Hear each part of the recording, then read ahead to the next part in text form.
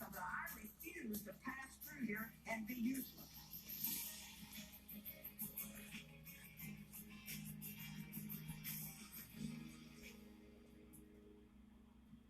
Faith takes step one before it ever knows what step two is.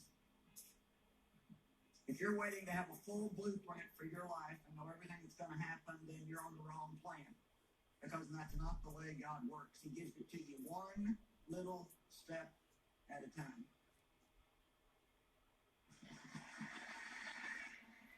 Maybe that's just like an amen from heaven. I don't know. You must take a chance on being wrong to find out if you're right. If you're not willing to be, we're going to go forward with God because you just got to step out in that blind faith, believing that God put something in you. If I'm wrong, what if I'm wrong? What if I'm wrong? But hopefully we establish that it's not the end of the world. Just because you make a wrong decision doesn't mean you're wrong. It just means that you're kind of working your way through trying to find out what God wants you to do. And I think God appreciates that kind of boldness. What are you doing? What are you doing? Anybody who thinks they can always do what they've always done is foolish. Wait. She told me dry. In our lives. Our goal should be to be led and guided by every believer's number one goal. To be led and guided by the Holy Spirit. A God pleaser, not a people pleaser. Amen. And the Spirit-led life is a very adventurous life. Now, God gives all of us gifts. Every one of us has some talent that God has given us. We're not all like each other, and we have to be very, very careful that we don't let the little green monster of jealousy get in our way and start causing us to want what somebody else has. Because I can tell you, if you want what somebody else has long enough and strong enough, you're going to end up resenting them. And God wants us to love one another. Our body works together. My hand helps my foot get shoes on. This hand helps me get this ring on. This hand helps me get that ring on. Just the way our body works together and is not jealous, one part's not jealous of the other. Some parts are more hidden than others, some are more out in the open. Some are never seen by anybody but else, at least we hope the ones that shouldn't be seen are not seen.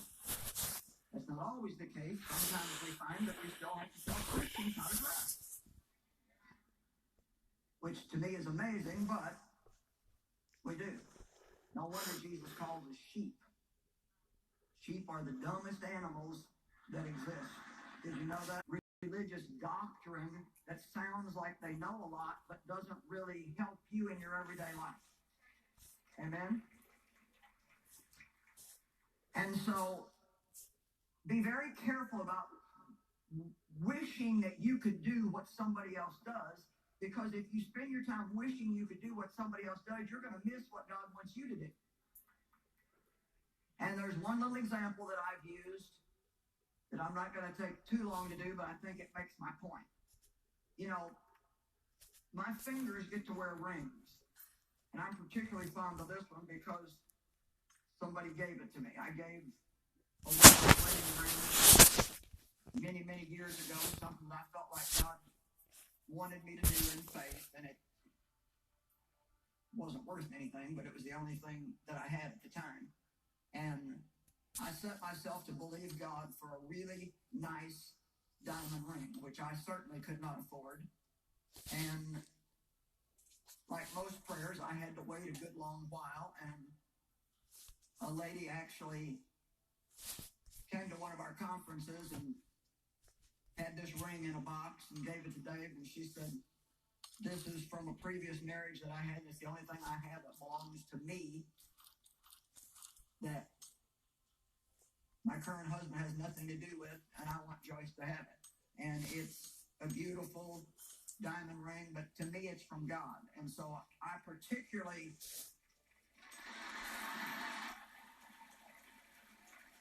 Now, you know, for a while when I was given this ring, I wouldn't wear it because I didn't want anybody to judge me. And I'm going to tell you something. You need to be bold enough to wear the gifts that God gives you. You know, because the truth is, somebody may judge me, but that's the problem with judgment. We judge people about stuff we don't know anything about at all. Yeah, it's probably just using all those offerings you get to buy those fancy clothes and that diamond ring. Hey, don't ever be jealous